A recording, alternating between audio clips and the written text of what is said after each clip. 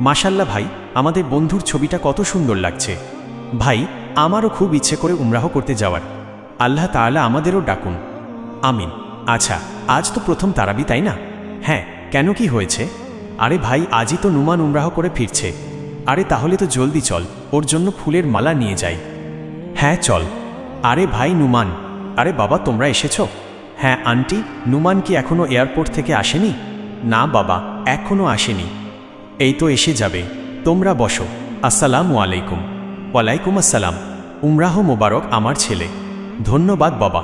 উমরাহ মোবারক বন্ধু। জাজাকাল্লাহ আমার ভাইয়েরা। আসুন ইসলামের সুন্দর বার্তা সবার কাছে পৌঁছে দেই। সাবস্ক্রাইব করে এই দিনই কাফেলার সঙ্গী হন।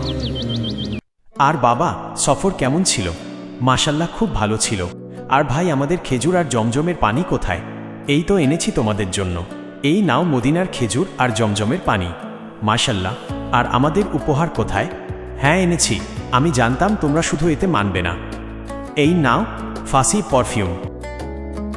কি দারুণ সুবাস। আমার জন্য কিছু আনুনি?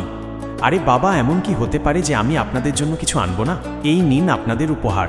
জাজাকাল্লাহ। আরে ভাই, আমি তো মজা করে বলেছিলাম, তুই সত্যিই নিয়ে এলি? তোর তো অনেক খরচ হয়ে গেল। ভাই, এটা তো আমাদের নবীর সুন্নাত। সুন্নত? সেটা কিভাবে? কারণ আমাদের নবী উপহার দেওয়া এবং নেওয়ায় খুব খুশি হতেন। এতে মানুষের মধ্যে ভালোবাসা বাড়ে।